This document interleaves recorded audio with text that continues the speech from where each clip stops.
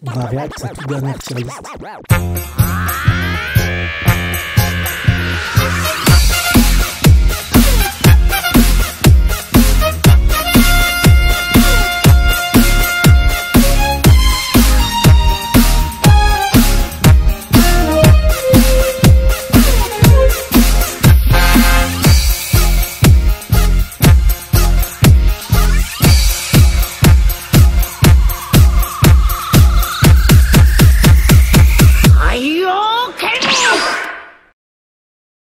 Est-ce que vous êtes prêts pour la réact du frérot Rio? Vous me dites du coup.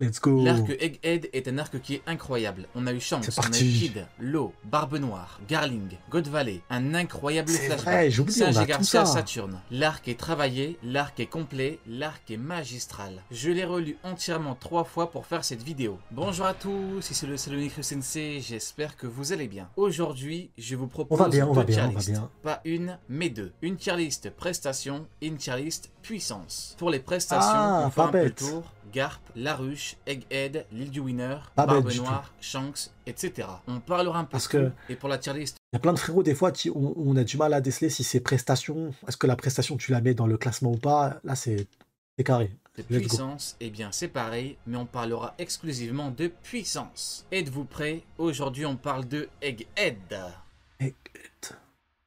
Laissez-moi vous parler d'une pépite de Topi Games. Naruto, entraînement ninja. Naruto a fini sa formation et il veut devenir Hokage. Naruto, les jeux sont en rayon. Pourquoi? Parce que les jeux sont en rayon ou directement sur internet. Les liens sont dans la description. Let's go. Et on démarre directement avec Shanks. Alors Shanks, ça va être compliqué de Ah ouais, propre, une vraie tier list. Okay. Shanks démarre directement en S. Pourquoi? Parce que Shanks, de 1, c'est un GOAT, 2, parce qu'il est beaucoup trop fort, et 3, parce qu'il a pu s'illustrer énormément, et que dès qu'il bouge, en fait, c'est pour nous dire qui est le patron. C'est-à-dire que... C'est vrai, par contre, il y a un truc aussi qu'il oublie, frérot, donc je suis obligé de le dire. Hein, Et il fait tout ça en ayant les cheveux rouges. Ça, c'est quand même le plus incroyable. À chaque action, Shanks est là pour nous montrer que c'est bel et bien l'héritier du roi des pirates, Goldie Roger. Donc on démarre avec fin de Wano Kuni, il est à des milliers de kilomètres, il humilie Aramaki dans le plus grand des calmes, punchline incroyable, punchline sur punchline, il repart tranquillement, après on le revoit sur Elbaf, apparemment Elbaf passe un petit peu son terrain, il les connaît, il les côtoie, il boit avec eux, il mange avec eux, les gens l'appellent carrément mon frère, hein, c'est pour dire, et un pirate un peu trop imprudent a voulu le défier, et on connaît la suite, Shanks l'a éradiqué, il a éradiqué lui, son équipage, il les a détruits, annihilés, c'est une véritable masterclass, Shanks est le patron. Après on a Sentomaru. Alors, Sentomaru, c'est un petit peu une surprise. Pourquoi? Parce qu'à la base, sur l'archipel des Samondi, on sera... Donc là, c'est prestation ou c'est puissance? On va voir tout de suite. Sentomaru, c'est un personnage un petit peu chiant, avec un côté un petit peu drôle. Relation avec Kizaru, ça allait, c'était pas mal, mais c'était pas non plus ouf. Par contre, sur Egghead, eh bien, Sentomaru a fait un choix. Oh, la tête de Hammi Kizaru. C'est incroyable. Préféré. Quoi qu'il arrive, c'est rangé du côté de Vegapunk. On a quelqu'un qui s'illustre plutôt pas mal. Combat contre Kizaru, masterclass. Échange de coups. Mais c'est surtout au niveau des idéaux. On voit que Sentomaru est quelqu'un de confiance. Vegapunk lui a fait confiance. Masterclass. Il a eu raison. Sentomaru, c'est une très bonne surprise. Et puis Sentomaru a sauvé Bonnie. Donc c'est bien. Très bon personnage au final. Et après on a qui? On a Trafalgar Law, donc l'un des deux pirates de la nouvelle génération, qui a fait une alliance avec Monkey D. Luffy, direction Onigashima, pour affronter les empereurs. Et à la fin il a battu Big Mom avec Kid. Malheureusement pour lui, post-Onigashima, eh bien il a été confronté à Barbe Noire, l'empereur. Et là, comme on a du 1 contre 1, et que Trafalgar Law, malheureusement, à la différence de Luffy, n'a pas atteint le niveau, eh bien malheureusement il a perdu. Mais il ne faut pas oublier le fait que Law ait tout de même eu une très bonne prestation. Il lui a envoyé une technique, et on a juste à regarder la tête de Barbe Noire pour se rendre compte de la puissance du coup. Donc certes, il est plus faible, mais en termes de technique offensive, eh ben, on a vraiment quelqu'un. On a quelqu'un qui peut faire mal à quasiment n'importe qui dans le monde, et c'est quand même excellent. Fruit de fou, éveil de fou, très bonne presta, c'est très bon, même s'il a perdu. Et là on a Shilou de la pluie, le numéro 2 de l'équipage de Barbe Noire, encore une fois, le Yonko. Alors pour le cas de Shilou, on a quand même un cas assez intéressant hors manga, et bien on a l'auteur en personne, monsieur Eiichiro Oda, qui nous confirme, qui nous affirme, qui nous confirme que Shiryu est plus fort que Aokiji, que Shiryu est le numéro 2. Donc déjà hors manga, on a une info qui est vraiment excellente. Ça nous annonce pas mal de choses par rapport à la suite, par rapport aux adversaires, mais pas que, parce que ça n'aurait échappé à personne, bien évidemment. Garp, le héros de la marine, le héros de la légende, ou le héros légendaire, est parti sur la ruche. Malheureusement pour lui, eh bien la ruche est le terrain de l'équipage de Barbe Noire, et comme Barbe Noire n'est pas là, eh bien l'homme qui doit prendre ses responsabilités n'est nul autre que Shiryu de la pluie. Après, et effectivement, Shiryu il a eu de la chance, je suis désolé, faut le dire, faut être honnête jusqu'au bout, les refs, ça n'a pas de sens de faire de react. Shiryu, il a eu énormément de chance que Bogart, il n'a pas bougé ses fesses. C'est ça qui a sauvé Shiryu. Force est de constater qu'il a pris ses responsabilités. Il a planté Garp pour lui faire le plus de dégâts possible. Et le coup a fait son effet. On a même une info, il a transpercé Iron Garp. Donc l'auteur fait en quelque sorte, il aurait perdu quand même. Est très efficace et très puissant. Et même Cousin le dira à Garp, où penses-tu aller avec une telle blessure? Donc, en d'autres termes, l'homme qui a vraiment scellé le sort de Garp, eh bien c'est Shiryu. Et on a Garling Figarland. Alors Garling Figarland, chef des Chevaliers Divins, au niveau de Garling, par rapport à ses combats, on n'a pas vraiment de combat à proprement parler. On n'a pas par contre, on a tout un, entre guillemets, lore qui entoure le personnage et, comme vu en détail dans ma vidéo, il a tué un personnage qui est très important. On a Dragon en personne qui parle, Dragon chef des Révaux, qui ne calcule pas la marine et qui calcule Garling. Il dit clairement que quand les Chevaliers Divins viendront, eh bien ce sera chaud. Réellement. Et qui est leur chef? Garling. Garling est également sur Good Valley quand il était jeune, et Bogart, Garling représente désormais une véritable menace.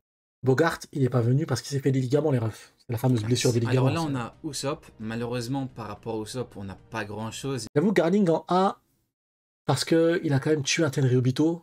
Il est arrivé en mode toute prestance. Après, en vrai, A ou B. Garling, A ou B, parce que on n'a rien vu du tout à part ça. On l'a vu vraiment. Après, j'avoue, on l'a quand même vu poser, post-técher. Tu sens qu'il est important. Le champion de God Valley. Ouais, si, j'avoue. C'est pas réellement illustré. Déjà, par rapport à Nigashima, c'était pas non plus trop ça. Pas eu de combat. Il a surtout pleuré. Mets-le en D. Mais bon, s'il te plaît, on va dire. Mets-le en D. Sur Egghead, pareil, bah, malheureusement, D. il s'est fait avoir par la mini. Mets-le en Z. On n'a pas vraiment grand-chose. Hormis la petite masterclass par rapport à l'écoute avec York et le Gorosei. Mais bon, après on a Chopper. Bon, Chopper malheureusement, pareil, pas grand chose au Allez, niveau ça de passe en D, s'il te plaît. Pas réellement de combat. En D. C'est pas beaucoup illustré, donc il n'y a pas vraiment grand chose à dire. Un petit D. En attendant quelque chose, peut-être qu'il affrontera la marine. Il y a quand même pas mal d'éléments. Il y a des vis, donc pourquoi pas. J'ai pas compris pour Nami, mais Nami, elle n'est pas encore passée, mon ref. Confirmer en plus un niveau, en tabassant du vis, ça peut être pas mal. Mais D. Les Goats, dites-moi que vous vous souvenez qu'un certain fou nous a dit que là, en face de nous, ces personnages-là, incroyaux, là, c'est même pas incroyable, incroyaux, c'était des kings en puissance. La folie, sérieux. Et après, on a Barbe Noire, Marshal Dietrich, donc empereur, et on a un homme qui a battu l'eau, mais un homme qui a quand même beaucoup souffert. Il a eu extrêmement mal. Maintenant, ça défend. Parce qu'il souffrira tout le temps. Oh, Emlo, salut mon ref. Il souffrira tout le temps, ça il faut le savoir. Pour moi, Barbe Noire, dans tous ses combats, il va souffrir. Le coup de l'eau est quand même extrêmement efficace, extrêmement puissant. Mais bon, Barbe Noire, de par sa nature, c'est quelqu'un qui encaisse. Jamais vu dans l'histoire de la vie. Quelqu'un qui a des réactions parfois disproportionnées. Mais déjà, on en parlera quand ça sera autour de Nami, mon ref. Qui a mangé 2 fruits, en tout cas qui a les pouvoirs de 2 fruits. Un homme qui a pu recruter un ex-amiral, qui a failli devenir amiral en chef, donc cousin. Parce que la presta, le move, c'est qu'il a été très intelligent. Il n'est pas allé à Wano. Il n'est pas bête comme l'autre, là, Aramaki, là. Il a attendu sur l'île, sur une des possibles îles post-Wano. Il a attendu normal de se faire livrer en Uber Eats les poneglyphes. C'est un move, une presta, rien que ça, masterclass. Et rien que pour ça, on a quand même une très bonne masterclass, parce que Barbe Noire, c'est pas juste quelqu'un qui combat, c'est pas juste un bourrin, il va dire rejoins-moi, sois libre avec moi. Alors là on a Rob Lucci. Rob Lucci est un cas un petit peu particulier, parce que Rob Lucci est tout de même revenu avec un nouveau niveau de puissance et avec un éveil. Donc là on pourrait se dire, éveil de fruits, niveau des plus colossales, incroyable. On a limite quelque chose de surréaliste, mais malheureusement, en tout cas pour lui, eh bien Kaku a sorti dans le plus grand des calmes un éveil de la girafe. Donc en fait, malheureusement, au niveau de Kaku, eh bien la limite de niveau de puissance par rapport à l'éveil de Zoan est plutôt bas. C'est un petit peu comme avec, par exemple... C'est dommage que Kaku ait eu un éveil. Vraiment, avec du recul.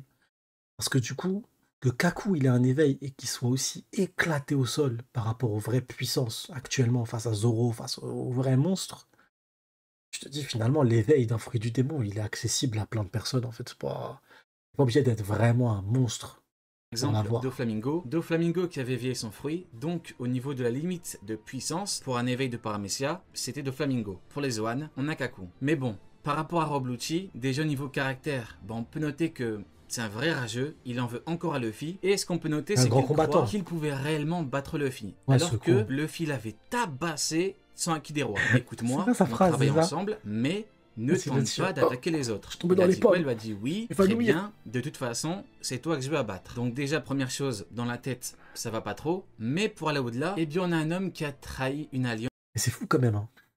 Il prend une patate, il est là, oh, je vais m'évanouir, je sais pas bien. Kizaru, il prend une patate. Oh, ça pue. Je peux plus bouger. C'est la puissance de Luffy. Mais c'est incroyable. Et c'est pas ouf. Faut être honnête, c'est pas ouf. Maintenant, globalement, en termes de presta, c'est plutôt pas mal. Il passe tranquillement la défense de Sentomaru. On a un échange de coups plutôt il a fait son taf. Sympathique avec Luffy. Je le mettrai en B. Gros point négatif, au final, c'est même pas Luffy, c'est aussi qu'il a un petit peu humilié. Faut dire la vérité, on avait un vrai face-à-face, un vrai 1 contre 1. Il la tape, elle esquive, elle le bat. Et maintenant, on a l'objet de la discorde. On a, j'allais dire ami, mais non, notre ennemi Kizaru. Alors Kizaru... 0 sur 20. On parle pas de puissance. On parle de presta. 0 sur 20. Le bulletin insuffisant. Tout ce qu'il a entrepris, tout a échoué. Je veux un 0 sur... C'est de la prestation. Sujet très intéressant qui confirme beaucoup de choses, des rapports de force, des scénarios, etc., etc. Donc on a l'amiral Kizaru qui est venu sur Egghead et qui, on peut le voir dans la case, avait un petit peu eu des mots un petit peu trop forts, je pense, parce qu'il a dit « il pense réellement » que ça va se dérouler comme ils le veulent. Donc il croyait réellement qu'il pouvait un petit peu empêcher les Mugiwara de faire grand chose et qu'il avait la puissance suffisante pour faire pas mal de choses. Mais en fait, dans la réalité, eh bien l'auteur nous a montré que pour Kizaru, c'est compliqué. Il faut clairement que tout le monde comprenne définitivement que Kizaru a une très bonne défense, mais une très mauvaise attaque. En termes d'attaque, il est nul. Il est extrêmement nul, il est extrêmement mauvais. Ce sont les faits, il l'a démontré, il est vraiment archi nul. En termes de technique offensive, on aurait pu avoir quelque chose d'énorme, quelque chose d'incroyable, quelque chose de surpuissant, mais non, Kizaru, c'est juste un mec qui a une très bonne défense, qui est compliqué à taper, mais une fois que tu le tapes, déjà en termes de résistance, comment il fait caca dessus, quelque chose de fou. À la limite, on va dire ok, c'est Luffy qui le tape, mais au fond, même, on ne parle que d'un coup pour le mettre KO. Un coup, one shot, par terre, il s'excuse. Pardon, Saturne. Donc Kizaru, je suis désolé. En fait non, je suis même pas désolé, mais en termes de presta, globalement, c'est pas ouf. À la limite, en termes COD, si on avait vraiment quelque Presta, chose de COD, je suis désolé. Bien. Pourquoi COD? COD, complément d'objet direct. Pourquoi un complément d'objet direct? Non, pourquoi COD? Parce que il a été envoyé tuer même pas, et tout est un échec. Tout est... Oh, merci Super Pigeon, merci beaucoup. Il a fait un move intéressant au début avec les pacifistas pour récupérer le contrôle. Finalement, Vega l'a repris juste après. C'est pas grâce à lui qu'ils ont pu contrôler les Séraphins, donc ça c'est un échec. Ensuite, il veut tuer Vega, c'est un échec. Ensuite, il affronte Luffy en essayant de le fuir pour essayer de tuer Vega. Il finit au sol, à terre, devant la main en train de trembler, en train de dire pardon à Saturne. Donc, 0 sur 20.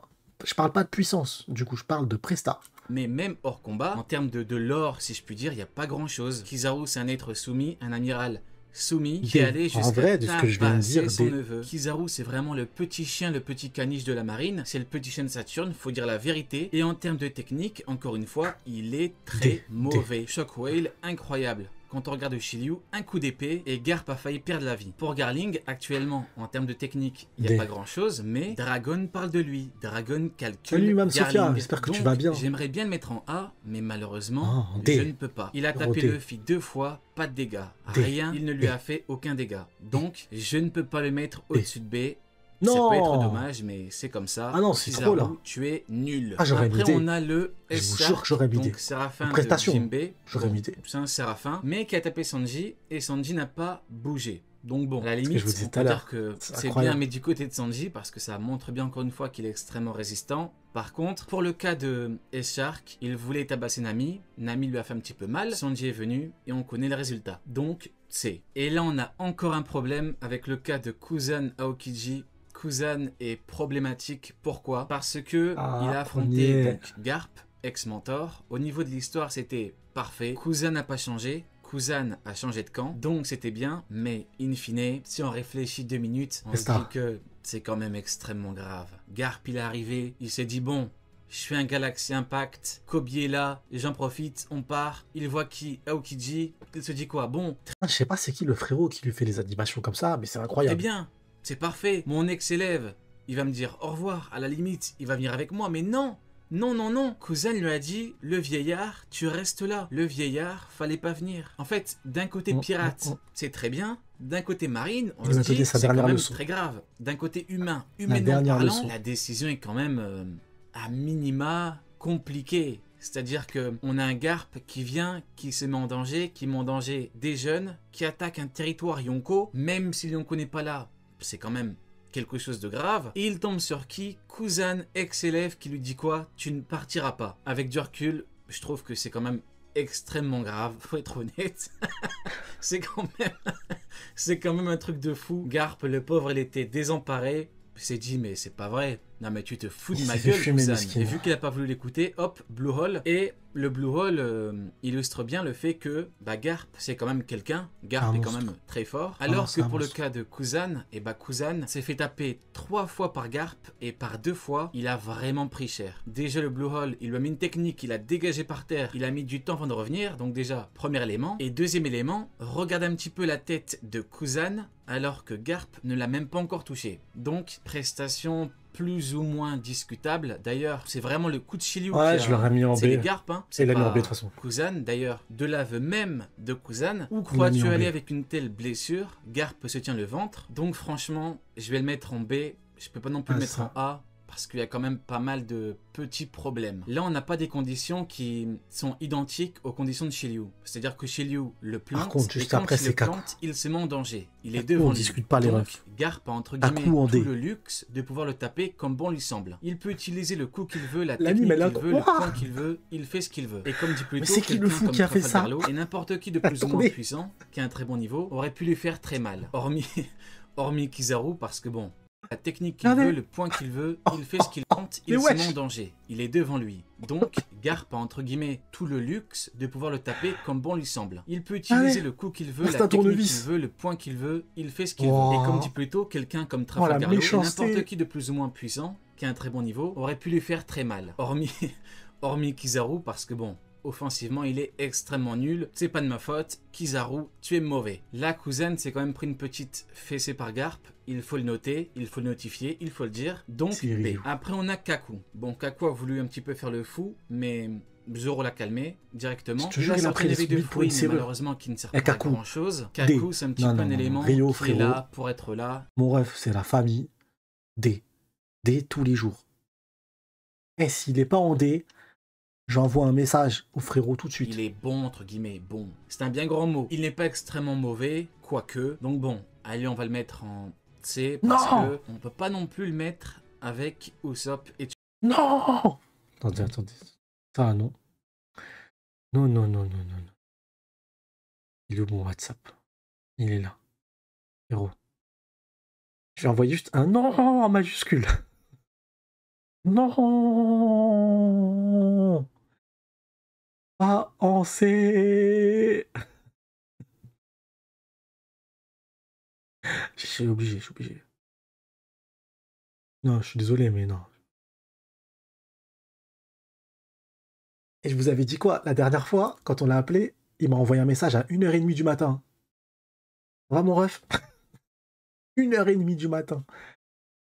il dort jamais, le frérot. Chopper. Nami, alors Nami, je l'aime bien. Nami, on l'aime bien. On y est, Nami, je pense que tout le monde l'aime bien. Ça doit pas vraiment exister quelqu'un qui déteste Nami, quoique, peut-être. Mais en tout cas, hormis le petit coup sur le Séraphin, il n'y a pas non plus grand chose. Alors après, est-ce qu'on peut réellement la mettre en D avec Usopp, avec Chopper? Bon, on n'a pas non plus... Après, elle a attaqué un Séraphin.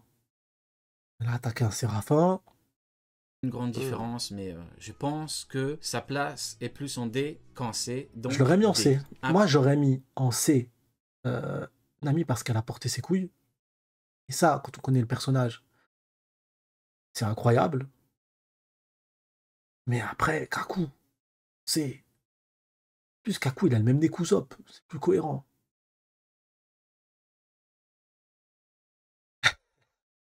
Cœur, t'es un fou. Moi, c'est B. Ah, tu l'aurais mis en B. Pourquoi? En termes de prestations. Hein. Je ne sais pas, en termes de prestat, pour l'instant... Après, on a la petite Hancock qui est vraiment efficace. On a pu la voir contre Franky, contre Usopp, donc plutôt efficace. Et en plus, elle nous a aidé. Donc, elle a aidé le camp des pirates. Donc, elle a aidé les Mugiwara. C'est très bon. On peut pas la mettre en B non plus. Donc, C. Bonnie. Alors, Bonnie a passé beaucoup de temps à pleurer. Mais bon, en même temps, avec ce qu'elle a vécu, avec ce qu'elle a vu... En vrai, en presta, ouais, C ou B. Je l'aurais mis... Par contre, j'aurais mis meilleur presta Kaku. Pas vraiment lui en vouloir, qui peut lui dire d'arrêter de pleurer alors qu'elle a quand même beaucoup souffert. Mais en termes de prestation globale, on n'a pas non plus quelque chose d'incroyable. Par contre, elle est allée jusqu'à prendre une épée et a planté Saturne, coup qui n'est pas vraiment efficace, mais elle a quand même porté. Donc Bonnie, on va la mettre en C. Vegapunk, on l'aime ou on l'aime pas. Vegapunk, véritable génie scientifique. Je vais être honnête avec vous, mais elle me traiter de fou. Body, je l'aurais mis en S, juste parce qu'elle a voulu tuer Vega. Comme elle a essayé de le tuer, je l'aurais mis en S rien que pour ça. Elle m'a fait du bien pendant quelques pages. Elle a voulu tuer cette merde de Vega. Je l'aurais même mis en C++. Juste pour ça. Usopp, s'il avait dit la phrase Vega, t'es une merde, je l'aurais mis en C++. Quelqu'un qui a beaucoup trop d'avance, 500 ans, selon les mots de Kuma. Vegapunk, honnêtement, au fil de l'arc, j'ai appris à l'apprécier. Donc Vegapunk, très bon personnage. Maintenant, globalement, on va dire que l'arc Egghead est l'arc île futuriste. Donc c'est un petit peu le domaine et l'île de Vegapunk. Tout ce qui entoure l'île est lié à Vegapunk. Vegapunk a fait pas mal d'inventions. Vegapunk connaît Dragon, il connaît le Gorosei, il a parlé à beaucoup de monde. Il a fait des recherches sur... Durant la prochaine Cross Guild, je vais le dire au frérot Rio. Je dirais alors comme ça, t'as commencé à apprécier Vega. Je vais lui dire, rappelez-le-moi les refs. Rappelez-le-moi parce que j'ai une mémoire de merde. Mais les frérots qui seront là, rappelez-le-moi, je serai obligé. Sur le siècle oublié, il nous donne des révélations, c'est plutôt pas mal. Et là, malheureusement, on a Kid. Alors Kid, c'est quelqu'un que j'aime beaucoup. Oh, Miskin, c'est D. Je l'ai beaucoup apprécié. J'ai beaucoup aimé le traitement du personnage, l'évolution du personnage. J'ai beaucoup aimé son développement, mais malheureusement. Et bien au niveau de l'arc Egghead, il a voulu faire le fou contre Shanks, contre le Big Boss, et il s'est fait En plus, il n'a pas fait confiance à son... Enfin, c'est... Lui, c'est un cancer pour son équipage. Hein. C'est une tumeur phase terminale pour son équipage. Vraiment. Sincèrement. Déjà, c'est pas le premier move désastreux qu'il fait. Hein. Oh, c'est grave qu'il fait. Parce que, rappelez-vous, il arrive contre Kaido, tout le monde qui s'est retourné contre lui. Donc il y a son alliance qui s'est retournée contre lui et Kaido en face. Et il a voulu se taper. Héros fait des tentatives de fuite que ton équipage puisse survivre. Tu fais comme a fait Ace. Ace, il a fait une boule de feu tout autour. Et il s'est tapé en 1v1. Il a dit à son équipage, partez. C'est dangereux. Mais il fallait faire pareil, frérot. Il fallait prendre avec pouvoir magnétique, les écarter, les bouger. Non, non, frérot, ton équipage, ton numéro 2, il a mangé un fruit. T'as fini en cage. C'est pas un truc, il a des couilles, ouais, trop d'orgueil. C'est que t'es complètement débile. C'est comme si t'étais un premier combattant. Vous imaginez, voilà, vous êtes là. Tout le monde parle de vous comme un futur grand combattant dans notre monde. Hein. Un futur grand combattant, il a du potentiel. En face de vous, il y a Mike Tyson Prime qui débarque. Prime tombe comme ça. Et tous vos compagnons qui ont à peu près un niveau pas loin du vôtre, ils se retournent et ils disent on va s'allier avec Mike Tyson et on va te prendre toi et ton équipage. Et lui, il a dit venez. Lui, Il a dit, venez. Non, un mec qui fait ça, vous dites pas que, oh, quel homme courageux. Vous dites, c'est un demeuré. Bien sûr, je t'ai lu des cacahuètes dans sa cage, c'est un demeuré. C'est comme ça que je vois son move. Je me dis pas, oh, quel homme, waouh. Genre, quel con, waouh. Exterminé. Le Luffy contre Big Mom, Whole Cake Island, il a testé une patate. Après, il a couru. Il a couru. À Sabaody. Ton équipage en est trop faible, fuyez. Donc même Luffy, il est moins con que lui. Et il n'y a pas d'autre mot, il s'est fait détruire, annihilé, humilié. Shanks la one-shot sans aucune forme de retenue. Et le pire, c'est qu'il a one-shot lui et son second, donc Killer. Un second, c'est quand même censé protéger le capitaine. Et là, bah, malheureusement, Killer n'a rien pu faire. Kid n'a rien pu faire. Humiliation totale dans les règles de l'art. Un one-shot. Kid, malheureusement, je vais devoir le mettre en... C'est épadé parce que Shanks a reconnu le potentiel destructeur de Kid. Ouais, mais... C'est pas mal, mais bon. T'es pour le danger de ton équipage. Et là, on a le futur roi des pirates. Là, on a le méchant. Pourquoi le méchant? Parce que quand il veut te one-shot, il te one-shot. Quand il est déterminé, quand on demande, Luffy, s'il te plaît, fais quelque chose... Boom, White Star, tu es KO, tu tombes comme une mouche. Luffy, bien évidemment, big masterclass du début à la fin de l'arc. Luffy, c'est Luffy, on ne le présente plus. Personnage qui ne déçoit pas. Luffy, c'est comme Shanks, il ne déçoit pas. Dans n'importe quelle situation, tu sais qu'il sera là,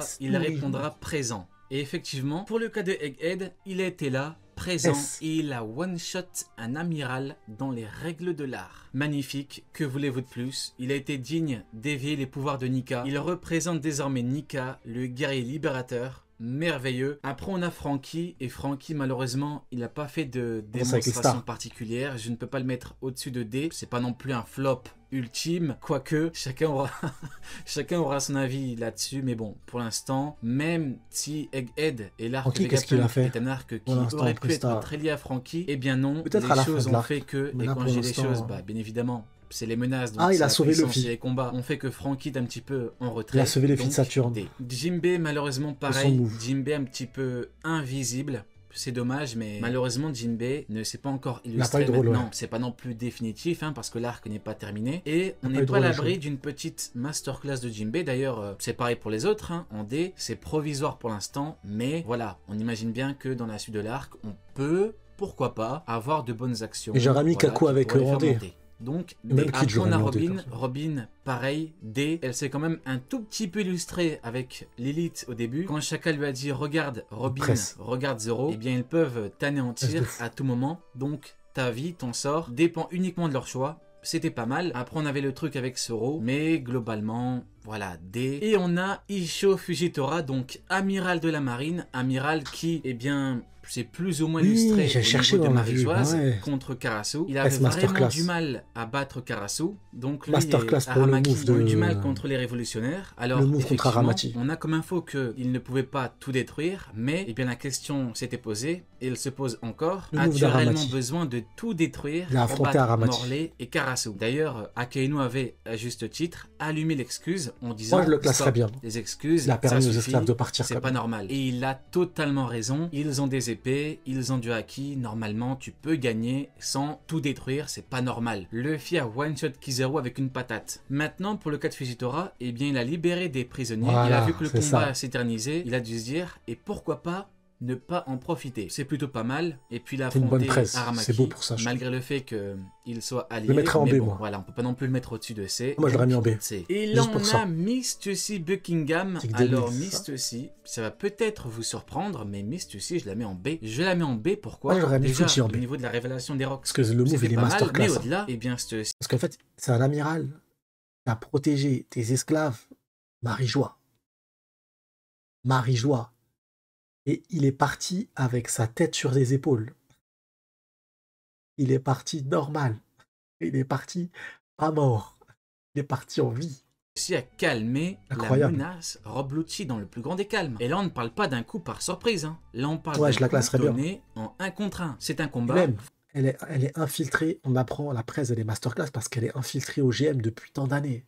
face à face, Lucci Stussy, il la tape, donc pour moi, elle est bien classée. Elle le bat. Quand on se dit qu'au début de Egghead, eh bien Lucci était censé représenter une vraie menace, on se dit que c'est plutôt pas mal. Après, on a Sanji l'agent noir. Je pense que beaucoup auraient envie de le mettre en C, mais moi je le mets en B. Pourquoi? Oui, B. Déjà au niveau du Séraphin, démonstration de résistance incroyable. Ensuite, Nami se fait attaquer, boum, il est là, direct, rapide, action, réaction, attaque, magnifique. Autre réactivité des plus incroyables, Kaku, boum, direct, menace Lucci, hop, réflexion Kaku, irréfléchie, frérot. Sanji fait du Sanji, donc c'est très bon. Et en plus, il est face à Saturne. Maintenant, on a Sabo. Alors Sabo, au niveau de Marie-Joise, eh bien, c'est plutôt bien illustré. Il est parti pour sauver Cobra. Il a vu Im, il a vu le Gorosei, il a attaqué le Gorosei et Im, il a pu partir, même si il s'est mangé un vrai coup, il a failli mourir. Bon, en même temps, quand on voit un petit peu les monstres qu'il est dans...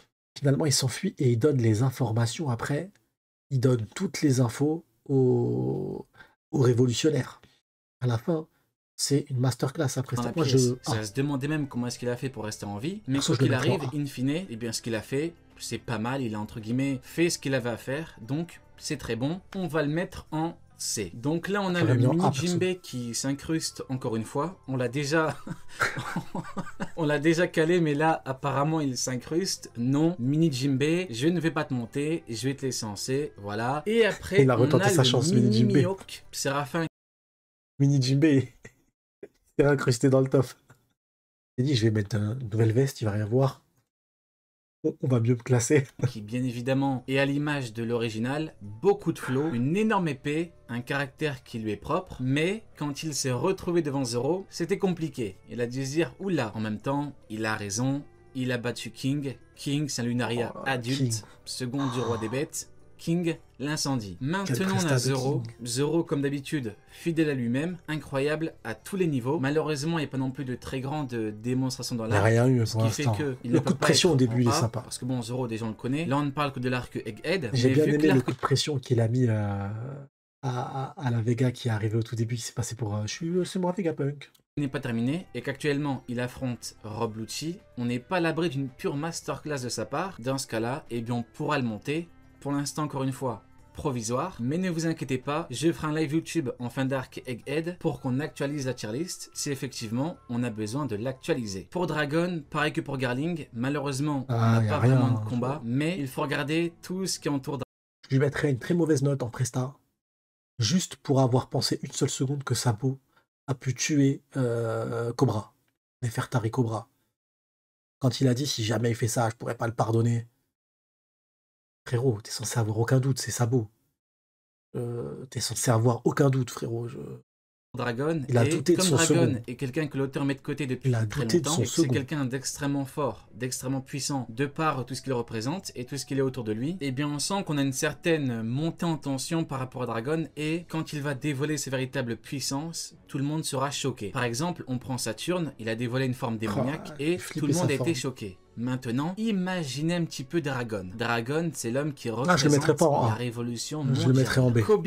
Alors Kobe, on a vraiment un cas très problématique. Pourquoi? Parce que c'est à cause de lui que Garp a perdu la vie. Faut être honnête, c'est uniquement son choix, sa décision, c'est à cause de lui. Il est là à faire un échange, ce con. Mais d'un autre côté, on a une vraie masterclass avec le Honestly Impact. Donc on a deux éléments qui font que d'un côté c'est très bon, d'un côté c'est très mauvais. Le problème, c'est que pour avoir le power-up, il aura fallu que Garp perde, que Garp tombe, que le héros de la marine tombe sur la ruche contre des pirates. Donc franchement, Kobe, c'est très compliqué. C'est pas le coup de poing qui va me faire dire que je vais le mettre en haut. Malheureusement, je me dois de le mettre en... Même sur l'île, quand il se fait transpercer, c'est à cause de lui aussi. Il se fait transpercer par Shiryu, c'est de sa faute. C'est parce que, faut être honnête, c'est de sa faute et uniquement de sa faute. Imu, vous l'appelez comme vous voulez. On a quelqu'un de très mystérieux, quelqu'un de maléfique, quelqu'un de diabolique, quelqu'un de démoniaque.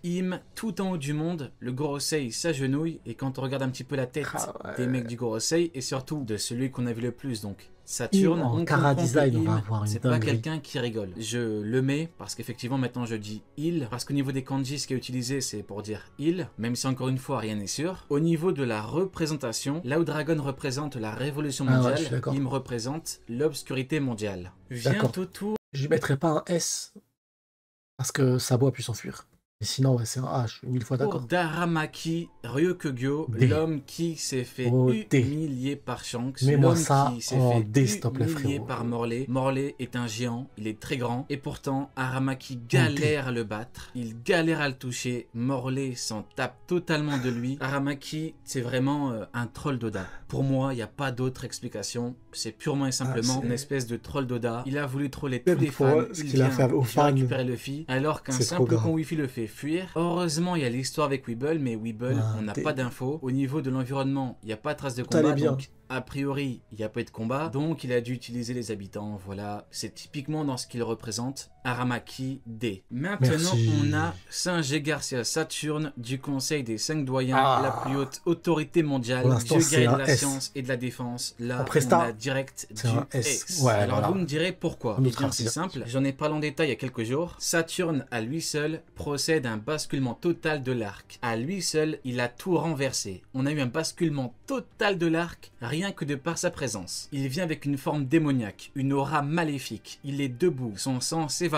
Un coup d'œil, Sanji a mal. Sanji a du mal à bouger. Saturne, c'est pour l'instant une prestation que Kizaru rêverait d'avoir. Et maintenant, on a Kuma. Kuma, c'est quand même très compliqué. Kuma, il a beaucoup souffert dans le flashback. Il a fait que souffrir. C'était vraiment difficile. Quand il a réussi à sauver 50 esclaves de God Valley, c'est énorme. La presta en tant qu'humain sur les 50 esclaves, c'est un truc de ouf. C'était même difficilement supportable pour beaucoup de fans, des retours que j'ai. Beaucoup ont eu du mal à lire les chapitres successifs avec Kuma qui prenait vraiment cher, hein. Kuma qui en prenait pour son grade à chaque fois. Kuma, toute sa vie, c'est tristesse, désolation, 50, perte, 500. C'est très compliqué. 50, Maintenant, en termes 500, de combat, à ce niveau-là, il n'y a pas grand-chose, hein. Mais tout ce qu'il y a autour, bah, Kuma est un GOAT. Kuma est un roi à sa manière, c'est un GOAT à sa manière, c'est un GOAT dans son domaine. C'est compliqué, mais je me dois quand même de le mettre en S. Voilà, on est d'accord. Histoire des plus phénoménales, très belle histoire. Alors avant de placer Garp, on va placer les pirates de l'équipage de Barbe Noire. On a d'abord Sandroid Wolf. Sandroid Wolf, malheureusement, qui n'a pas fait grand chose, hein, qu'on a retrouvé à la mer. Il est en D. Par contre, là, beaucoup ne seront pas d'accord, mais Vasco Shot, c'est vraiment quelqu'un. Vasco Shot, il était debout. Son Kara design à Vasco Shot, il est magnifique. Vraiment, le Kara design de Vasco Shot est une grande masterclass. J'ai pas d'autre mot, c'est une masterclass.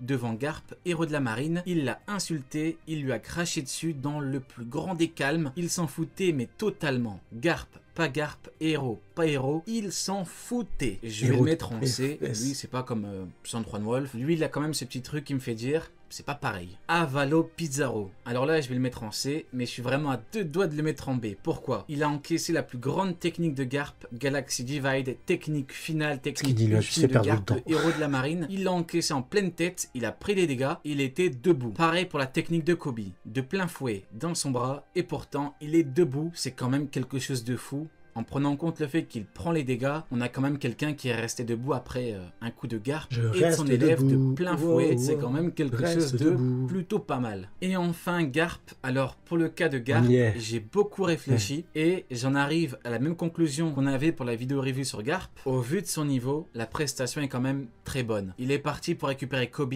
il a pu récupérer Kobe, il a pu faire évacuer Kobe et tous les jeunes. Au vu de son niveau, la prestation est quand même très bonne. Garp a perdu, il a réussi sa mission. Et ça, c'est quand même quelque chose. Maintenant, malheureusement, au niveau des points négatifs, il n'a mis KO personne. Sandroid Wolf avait été éjecté, il était dans l'eau. Après, vraiment, ça c'est mon point de vue. Je trouve qu'il aurait jamais dû partir sur la ruche. Je trouve sincèrement.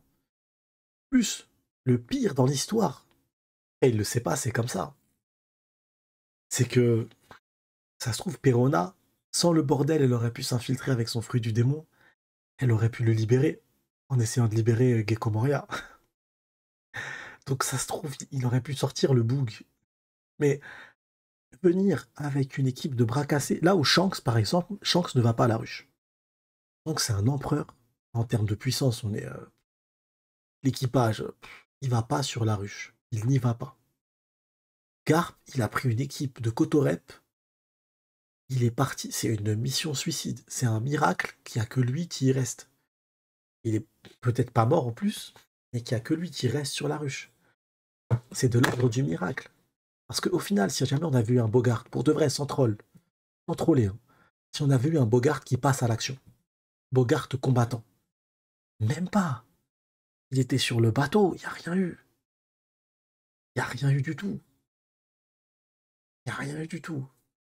Donc peut-être, oui, peut-être qu'il voulait voir Aokiji, peut-être qu'il y a eu un petit truc.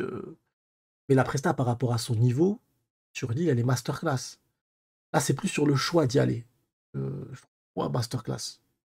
Il a mangé un fruit et qu'il était totalement sous l'eau, bah il était bloqué. Maintenant, malheureusement, le point négatif, c'est qu'il n'a pas réellement mis de KO. Ni Kuzan, ni Shiryu, ni aucun vice. Sa technique finale n'a pas non plus battu Pizarro. Et ça, c'est quand même malheureux. Mais bon, rendons à César ce qui est à César. Très bonne prestation quand on connaît son niveau. C'est bien. Ah, c'est bien. Ah, c'est très bien.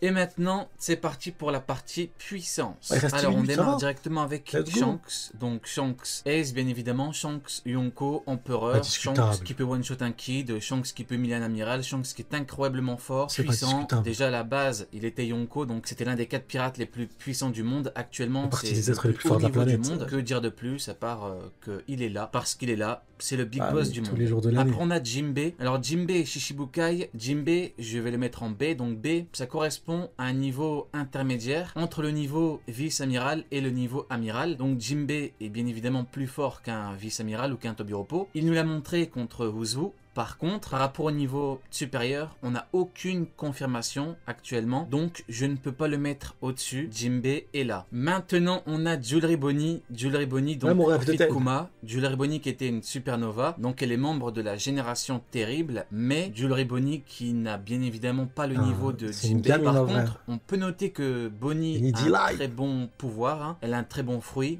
C'est un fruit entre guillemets qui immobilise, surtout là avec le dernier chapitre qu'on a eu. Chaos, ce que vous voulez en un coup. Donc on a l'équivalent de par exemple Boa, de Tsugar, de Perona. C'est un très bon fruit, un très bon pouvoir. Mais juste en termes de haki actuellement, on sait pas trop. Mais en termes de puissance globale, je peux pas non plus la mettre en B. Donc elle est en C. C'est ça. Position. Après on a Vegapunk.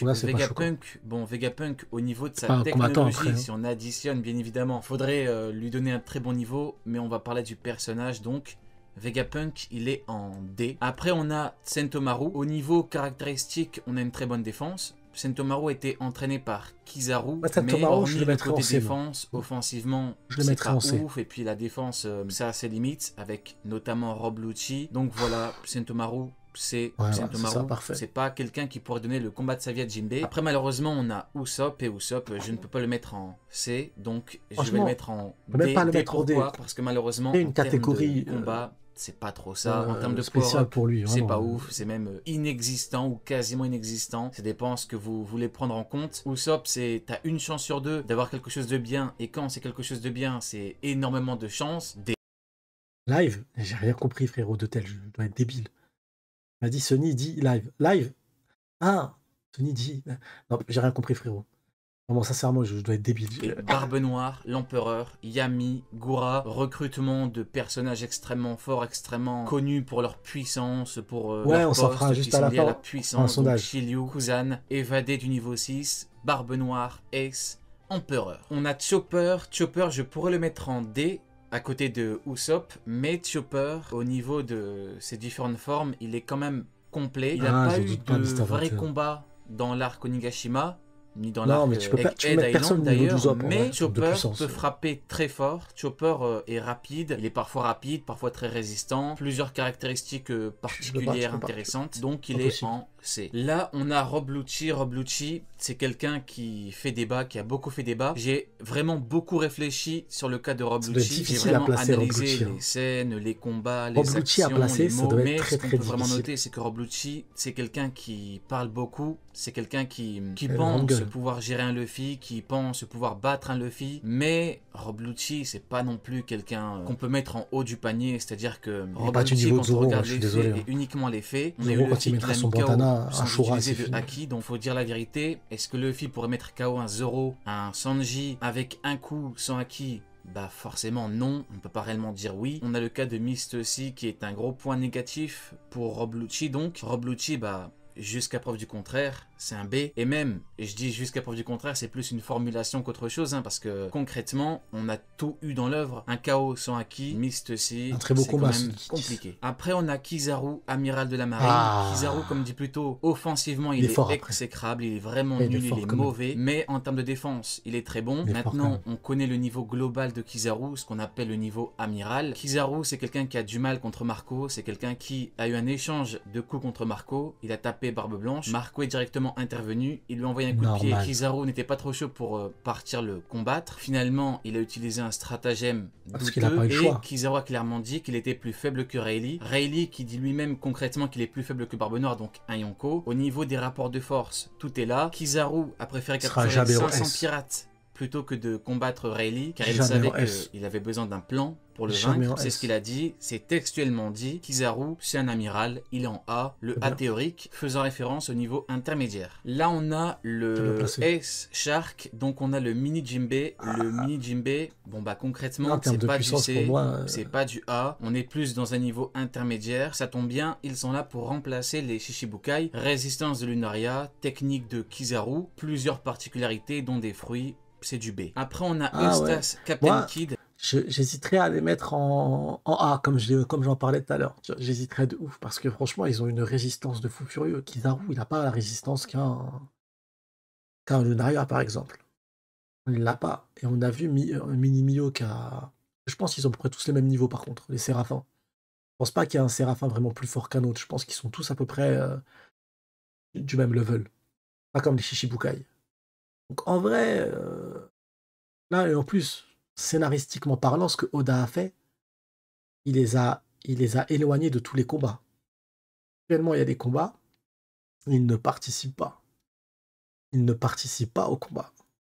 Parce que, à mon avis, trop fort, trop puissant. Donc, l'un des deux hommes qui a pu vaincre Big Mom avec Law, Kidd, concrètement, Kidd égale Law. Law, sur Dressrosa, était bien plus faible que Doflamingo. Sur Onigashima, il a tout donné avec un éveil pour pouvoir montrer une puissance suffisante, mais on ne peut pas parler de niveau intermédiaire. Hein. Tu ne passes pas de plus faible que Doflamingo à niveau intermédiaire, donc le niveau de Rayleigh, ancien second du roi des pirates. Tu ne peux pas être plus fort qu'un Kizaru. Kizaru ne peut pas arriver devant toi et te dire qu'il a besoin d'un plan contre toi. Kidd, c'est un niveau amiral, il est en A. Deux amiraux ont pu vaincre Big Mom, ça tombe bien. Kidd, Law ont tout donné, ils ont gagné. Très bon éveil. Réflexion sur il est tombé contre Shanks. Shanks l'a one shot, tout comme Luffy a one shot Kizaru. Ça tombe bien, on a deux niveaux d'écart, one shot, tout est là. Après on a Kaku. Kaku concrètement, on ne peut pas le mettre en B. Parce que Roblucci lui est de fait supérieur, donc il est en C. Voilà. Concrètement, le niveau C, on peut avoir des différences plus ou moins notables. Ce qui importe, c'est qu'ils sont inférieurs au B. Et quand je dis inférieur, c'est quand même un niveau inférieur. Nami, très bon power-up avec Zeus. Nami, concrètement, c'est quelqu'un qui offensivement s'est tapé. Offensivement, qui a de très bonne technique. Nami, c'est en C. Et maintenant, on a le cas de Garling Figarland. C'est un Garling Figarland. Alors, pour Garling, pour ceux qui ont vu ma vidéo par rapport à Garling et Shanks, justement, vous savez que via des éléments concrets de l'œuvre, eh bien, on peut dire... Comme moi je dis, je pense que Garling va affronter Dragon. Pour moi, c'est l'ennemi naturel de Dragon. Que Garling est théoriquement supérieur aux amiraux. On a Dragon qui calcule Garling, donc les chevaliers divins, leur chef c'est Garling, donc de fait, il calcule Garling, il a dit ce sera chaud quand ils viendront. Il ne calcule pas les amiraux. Garling était sur God Valley. Garling représente l'ultime rempart avant le basculement total du monde. Garling, c'est quelqu'un, théoriquement, il est en A+. Si vous voulez des détails, la vidéo est en description. La mini boa, bon pareil, comme le S-Shark, c'est du B. Monkey D. Luffy, l'homme qui a battu Kaido, l'homme qui représente Nika, le guerrier libérateur, empereur, Ace, direct, l'homme qui a one-shot Kizaru et l'homme qui s'est fait attaquer à plusieurs reprises par ce même Kizaru. Et ce que je comprenais pas dans la tier list du frérot Rouquette, il l'avait mis en 4e position, je crois, Luffy. 3e ou 4e position dans les rangées. Kizaru et qui n'a eu aucun dégât. Concrètement, Kizaru n'avait aucune chance de gagner. Franky, il a battu Sasaki, il a battu un Tobiropo, c'est du C. Franky, on connaît. Pareil pour Robin, on peut directement la mettre en C. Voilà, globalement, c'est le niveau. On a une différence de niveau entre Jinbei et Robin. Ça tombe bien, on la met en C. Isho Fujitora, amiral de la marine, l'un des deux amiraux qui ont été recrutés après que Akainu soit devenu amiral en chef et que Kuzan ait quitté la marine. Isho Fujitora, quelqu'un qui est quand même très fort, qui a un très bon fruit, quelqu'un qui est en A. Voilà, il est plus fort qu'un Jinbei, plus faible qu'un niveau intermédiaire, donc un Rayleigh. Et pour ceux qui voudraient éventuellement le mettre en niveau intermédiaire, pourquoi? Parce qu'ils auraient envie. Dites-vous que par rapport à Rayleigh, on ne trouve pas un Rayleigh dans la nature. Rayleigh, c'est quand même quelqu'un qui est extrêmement fort. On rappelle que Gar a dit qu'on ne peut pas gérer Barbe Blanche et Rayleigh en même temps. Rayleigh a dit à Teach, tu pars, il est parti. Rayleigh, c'est pas n'importe qui. T'en trouves pas comme ça dans la nature après avoir posté une petite annonce. Maintenant, on a Miss-Teussie Buckingham. Alors Miss-Teussie qui a pu, entre guillemets, humilier Rob Lucci. Miss-Teussie, le problème c'est que en termes de niveau global, elle est plus proche du C que du B. Je pense que vous me comprenez, on va la mettre en C. Sanji, deuxième commandant de Monkey D. Luffy, donc commandant d'empereur. Il a battu Queen. Sanji, c'est vitesse de fou, il en devient invisible. Puissance offensive de fou, il a battu Queen. Queen qui est très résistant, Sanji, HDO de malade, flamme bleue, etc. C'est à se demander comment Kizaru pourrait lui faire mal. Mais moi, Sanji, A. Hop, mini Jinbei, encore lui. On va le mettre en B. Le petit Mihawk, pareil. Séraphin, en B. Sabo, alors Sabo, il est en A. Seconde de Monkey D. Dragon. Pour ceux qui voudraient éventuellement... Ça ressemble beaucoup à la modification qu'on a apportée à la tier list du frérot Uken, en fait. Le mettre en A+, il faut dire les choses, on manque d'infos, donc Sabo en A, peut-être qu'à l'avenir on aura quelque chose d'incroyable, mais à l'heure actuelle, A, pas plus. Zoro, pareil, il a battu King, il est niveau amiral. Zoro, c'est quelqu'un, offensivement, c'est quelqu'un. Technique de malade mental, offensivement, pareil. Kizaru à côté, il passe littéralement pour quelqu'un d'extrêmement nul. Zoro est rapide, il est résistant, il a le pouvoir de l'élite. Zoro, c'est en A. Vasco Shot, alors Vasco Shot, on va le mettre en C parce que il est vice-commandant de l'équipage de Barbe Noire. C'est du C, il est vice. Monkey D. Dragon, l'homme qui représente la révolution mondiale, l'homme qui voue sa vie tout entière à la révolution. Rien n'est plus important que la cause. Dragon, quelqu'un qui est extrêmement fort, bien évidemment. On a juste à voir son second. Sabo, encore une fois, dis-moi qui est ton second, je te dirai qui est le capitaine ou l'équivalent. Dragon, c'est clairement du Ace. Normalement, plus personne ne doute de la puissance du niveau du bonhomme, de par ce qu'il représente, de par ce qu'il ambitionne de faire, il est en S. Après on a Kobe, Kobe il revient de loin, Kobe il était faible, mais Kobe s'est beaucoup entraîné, Kobe, je le mettrais en power-up. Maintenant, malheureusement, en termes de niveau global, on n'a strictement aucune preuve qu'il a atteint un niveau supérieur. Kobe globalement s'approche du niveau B, donc il s'approche de tous les personnages qui sont là. Kobe, plus vers le C que le B. Il n'a pas le niveau d'un Zoro, d'un Sanji, d'un Kizaru, d'un Fujitora. Il est en B. Quand on parle d'un niveau de puissance, on prend tout en compte. Avalo Pizarro, vice-commandant de l'équipage de Barbe Noire, C. Trafalgar Law égale Kid, c'est rapide, il est en A. San Juan Wolf, pareil que Vasco Shot, pareil que Pizarro, c'est un vice. Pour le cas de Imu, très compliqué parce que on n'a vraiment pas assez d'infos. Alors on a une forme démoniaque, certes, mais concrètement, on ne sait pas vraiment où est-ce qu'on peut placer le personnage. Maintenant, force est de constater que Saturne et tous les membres du Gorosei s'agenouillent devant lui et c'est pas non plus quelque chose d'anodin. Pour l'instant inconnu, mais j'ai de grandes attentes. Aramaki, amiral, qui a plus brillé pour s'être fait humilier à plusieurs reprises, mais il a le niveau.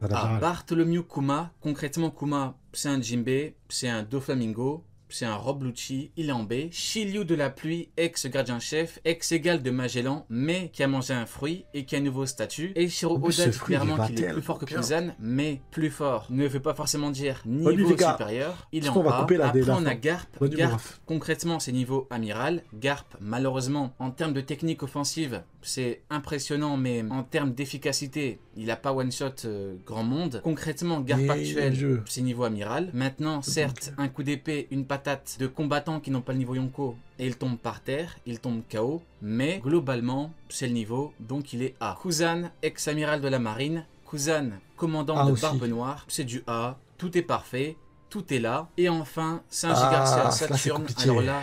Théoriquement, pour l'instant, on pourrait très bien le baisser, ça dépend. Au vu du fait qu'il fait passer Kizaru pour quelqu'un d'extrêmement nul, au vu du fait qu'il retourne totalement tout, au vu de ce qu'il dégage, de ce qu'il représente, de ce qu'il a fait, etc. Il est théoriquement en A+, et je dis bien théoriquement, on verra par la suite, de toute façon. Je ferai une mise à jour. Et voilà pour la tier list puissance. J'ai pas classé de gauche à droite ou de droite à gauche. Ce qui importe, c'est que globalement, en termes de niveau, on retrouve dans chaque ligne des combattants qui pourraient se donner des combats de fou. C'est trop compliqué. La ligne S, du coup, les refs. Ouais, je suis d'accord. La ligne A plus théorique, je suis d'accord. On verra juste Saturne, c'est un peu compliqué parce qu'on ne connaît pas trop ses pouvoirs, la source de ses pouvoirs. Là, à ce niveau-là, ouais, on est dans le même groupe de combattants. Les B, c'est juste ça. Les Séraphins, je les mettrais plus haut. Pour moi, les Séraphins, ils sont au niveau des Amiraux. Ils sont pas plus faibles. Ils sont pas plus faibles parce qu'ils sont beaucoup trop cheatés. Ils ont une régénération incroyable. C'est trop, c'est trop. Et c'est censé être du coup des mastodons. Là, on sait que tous les Mugi, qu'une grosse partie des Mugi soit. Et c'est super intéressant parce qu'au final, ici, là, ils vont tous s'affronter en fait. C'est marrant parce que ça revient à l'affrontement qu'on va avoir dans l'équipage Barbe Noire versus l'équipage, donc c'est cohérent de fou. Usopp, je suis pas d'accord pour Usopp parce que je l'aurais mis en Z, bâtard.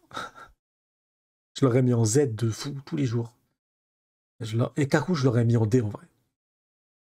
En vrai, après, c'est pas la presta, non. On parle de puissance. Non, puissance, ça me va. C'est dans la presta que j'aurais mis en D, l'autre bâtard de Kaku, là. À terre direct. Le niveau d'un Marco, d'un Akainu, d'un. Ah, pour moi, si. Pour moi, je t'assure, les Séraphins, faut pas les sous-estimer. Moi, ils m'ont choqué de fou de savoir que tous les Séraphins allaient très très bien après avoir affronté un empereur. Non, c'est trop. C'est beaucoup trop. Pour moi, les Séraphins, c'est vraiment des monstres. Sincèrement, c'est des monstres. Ils sont effrayants et que Oda fasse en sorte que là, il ne rentre pas en action dans cet arc où c'est la merde, c'est pas pour rien. Qu'il soit bullé tout scénaristiquement parlant, c'est pas pour rien, les refs. C'est pas pour rien. C'est vraiment beaucoup trop fort. Tu placerais où Boa là-dedans? Boa en coq, je la placerais du niveau de ici, là, en B. Je mettrais Boa en B. Ouais, je mettrais Boa en B. Mais les Séraphins, ouais, je les placerais trop, trop. Après, je peux me tromper hein, là-dessus, hein, sur les Séraphins. Peut-être que je les vois un peu trop forts. On aura la réponse bientôt. Mais je les vois vraiment comme des monstres. Ils boxent pas dans les mêmes catégories que les autres. Déjà, King, avec ses capacités de Lunaria, c'est un truc de fou. Dites-vous que ça, la capacité que. C'est juste une parmi toutes les autres capacités que a incrémenté Vega. C'est trop. Vous avez perdu.